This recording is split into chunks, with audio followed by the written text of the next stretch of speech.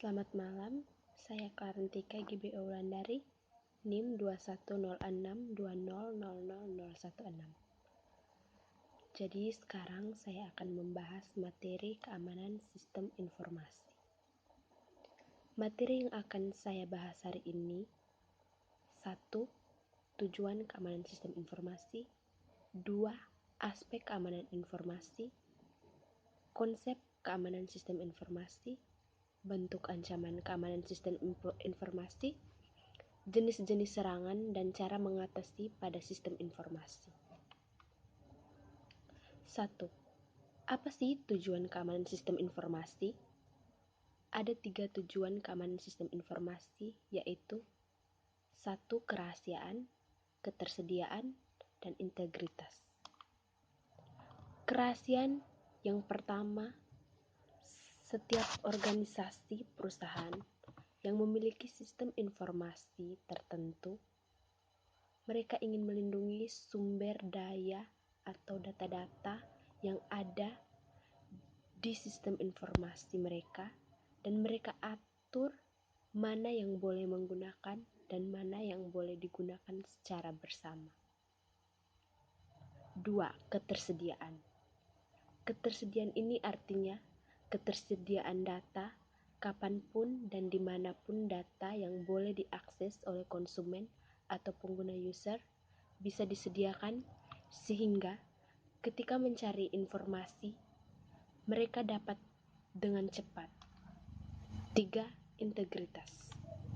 Integritas ini berkaitan dengan sistem yang dibangun harus mampu memberikan gambaran yang lengkap dan akurat dari sistem yang dimilikinya. Jadi, data-data isinya ya harus akurat, jadi bisa mewakili informasi yang dibutuhkan. Jadi ini ada 3 tujuan dari sistem informasi. 2. Aspek keamanan sistem informasi.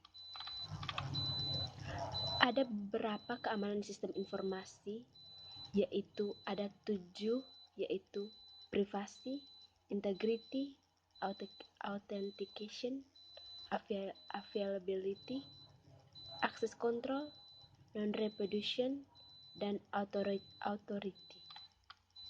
1. Privasi. Privasi yang pertama, privasi atau confidentiality. Jadi itu bisa dibedakan antara privasi dan confidentiality. Artinya, data yang hanya diperbolehkan untuk keperluan tertentu, boleh diakses dan boleh dilihat. Privasi itu contohnya email seorang pemakai tidak boleh dibaca administrator. Jadi, kalau kita punya email, ya inboxnya tidak boleh dibaca. Kemudian, contoh confidentiality. Confidentiality itu data-data yang sifatnya pribadi, tapi ada yang bisa dibagikan, contohnya agama, status perkawinan, bisa dibagikan untuk keperluan tertentu. Daftar pelanggan dari sebuah internet service provider atau ISP, kemudian konfirmasi akun lain dengan scan barcode yang ada di smartphone ketika membuka akun lain melalui PC.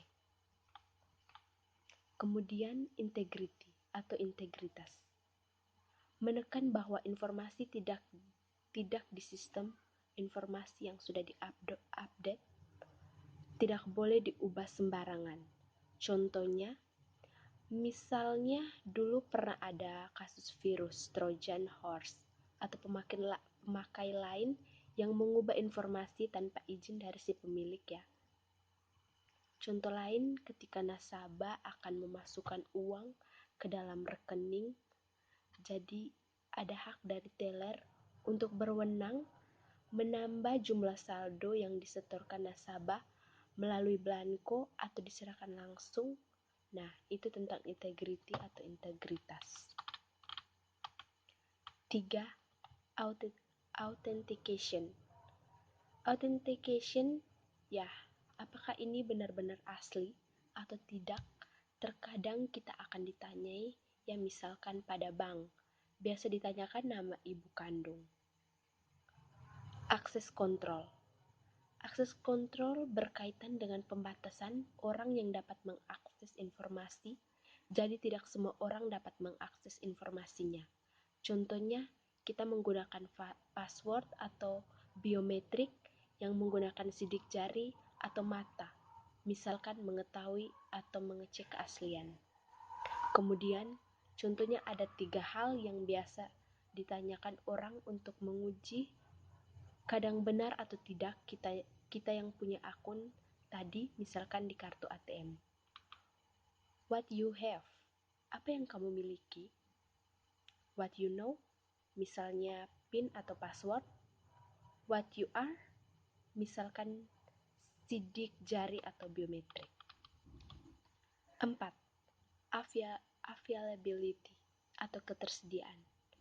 Berhubungan dengan ketersediaan informasi ketika dibutuhkan. Namun, terkadang ketersediaan data itu juga terganggu oleh beberapa serangan. Serangan DOS ya, Denial of Service Attack. Jadi, biasanya server yang mengalaminya diserang bertubi-tubi. Diminta permintaan orang itu sampai server itu down atau hang, bahkan crash. Jadi sangat membahayakan ya. Contohnya misalkan, bank membutuhkan akses informasi ketika menyusun laporan akhir tahun. Jadi mereka harus tahu ini data dari pemilik itu, transaksi masuk, transaksi keluar, dana yang ada di rekening, pinjamannya berapa. Jadi availability atau ketersediaan data itu tadi. 5. Akses kontrol.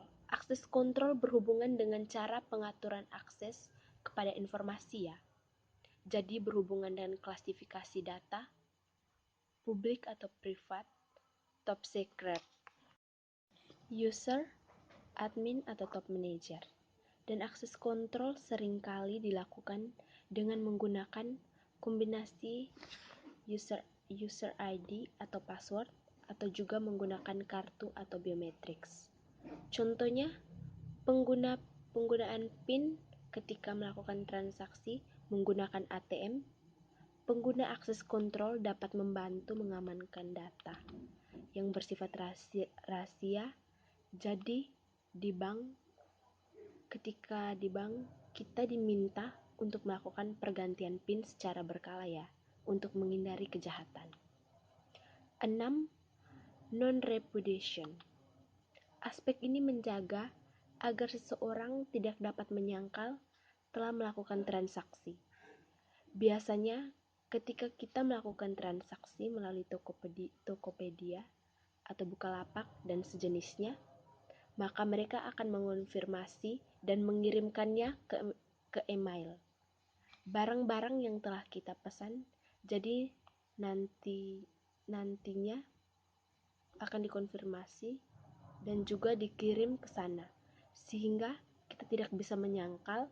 Jadi ada barang bukti kita melakukan transaksi, sehingga akan kuat secara hukum jika ada penipuan dan lain sebagainya.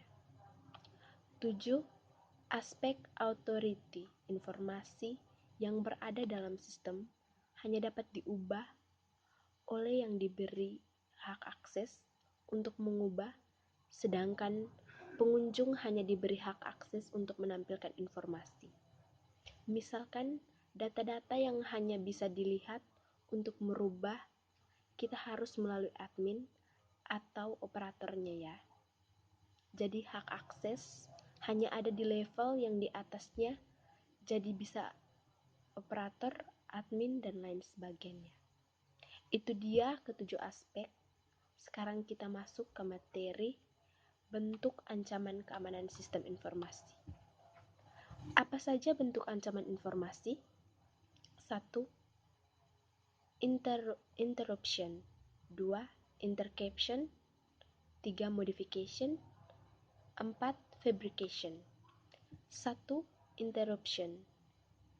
Perangkat sistem menjadi rusak atau tidak tersedia karena diinterupsi, tiba-tiba dipotong. Serangan ditujukan kepada ketersediaan. Contoh kita dibicarakan tadi ya. Contoh yang kita bicarakan tadi tentang denial of service attack. Jadi ketika kita sedang transaksi tiba-tiba putus. 2. Interception. Jadi ini sederhananya juga adalah penyadapan. Jadi mereka berhasil menyadap transaksi yang kita lakukan atau informasi kita berhasil dia masukin, bisa dia menyadap, bisa dia mengetahui apa yang terjadi di sistem informasi kita. 3. Modification. Setelah ia berhasil mengakses, ia akan mengubah isi dari website dan pesan-pesan yang merugikan pemilik website. Biasanya mereka mengganti halaman depan atau berandanya dengan kalimat-kalimat tertentu atau kata-kata tertentu.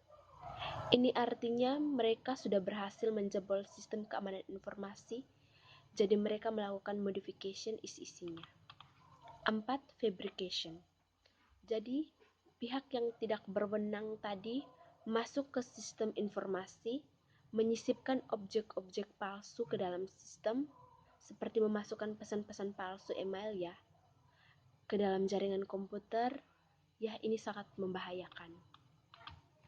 Bagaimana cara kita mencegah atau mitigasi serangan sistem informasi? Jadi, ada beberapa pencegahan yang bisa kita lakukan supaya tidak merusak sistem informasi. 1. Pencegahan serangan pada perangkat keras. 2. Pencegahan serangan pada perangkat lunak. 3. Pencegahan serangan pada jaringan komputer.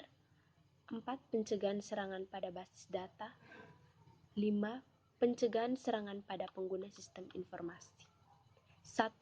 Pencegahan serangan pada perangkat keras. Yang bisa kita lakukan pertama, pengamanan fisik mulai dari akses kontrol terhadap ruang data center. Tidak semua orang punya akses untuk masuk ke ruang pusat data atau server, jadi ini menjaga agar tidak sembarang orang masuk ya, keamanan data yang ada di server.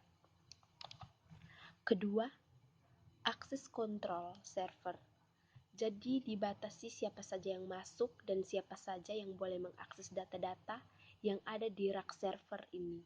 Jadi tidak sembarangan orang. 3. Akses kontrol kepada fisik server. Jadi ini pencegahan serangan terutama pada server.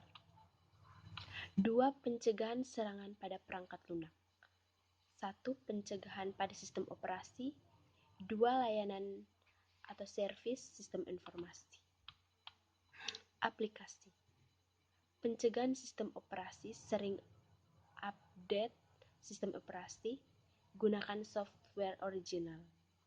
Layanan sistem informasi melalui firewall, jadi membuat pengamanan pada jaringan sehingga tidak mudah ya. Aplikasi mulai secure coding, beberapa coding yang tidak aman, makanya perlu dibuat secure coding untuk menambah kode-kode yang digunakan. 3. Pencegahan serangan pada jaringan komputer. 1. Desain jaringan komputer yang benar. Jadi kita pilih perangkat-perangkatnya, bagaimana susunannya, apakah dia menggunakan tipe tray, hierarki dan sebagiannya.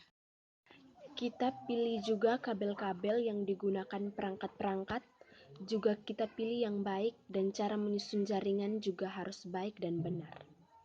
2. Pemasangan aplikasi monitoring. Jaringan ada di aplikasi untuk monitoring jaringan, jadi kita tahu siapa saja yang mengakses jaringan. Misalkan ada download terlalu banyak, juga kita bisa lihat orang yang mengakses situs-situs terlarang. Salah satunya mengikuti intrusion detection system atau intrusion prevention system. 3. Bisa melakukan autentikasi pengguna menggunakan sistem captive portal ya. 4. Pencegahan serangan pada basis data. Pembatasan penggunaan kode SQL sebagai input pada sistem informasi. Jadi kita kurangi penggunaan kode SQL ya, sehingga bisa mengurangi peluang serangan kepada database. Mengubah karakter spesial ke dalam format HTML, hypertext, dirubah formatnya, kemudian pengecekan menggunakan regular expression dan exception. Ini dilakukan untuk mencegah serangan pada database. 5. Pencegahan serangan pada pengguna sistem informasi melalui ada dua. Edukasi pengguna pemakai user itu dengan cara memberikan penjelasan pengetahuan tentang serangan yang terjadi pada sistem informasi, bagaimana cara mengatasi. 2. Standar operasional. Standar operasional prosedur baku, jadi dibuatkan SOP ketika ingin mengaksesnya, sehingga orang bekerja dengan menggunakan prosedurnya, tidak asal-asalan. Jadi ketika sudah mengikuti SOP, standar bakunya, maka bisa mengurangi hal-hal yang tidak diinginkan. Baik, sekian dari saya tentang materi sistem keamanan informasi. Terima kasih telah menyimak video ini. Selamat malam.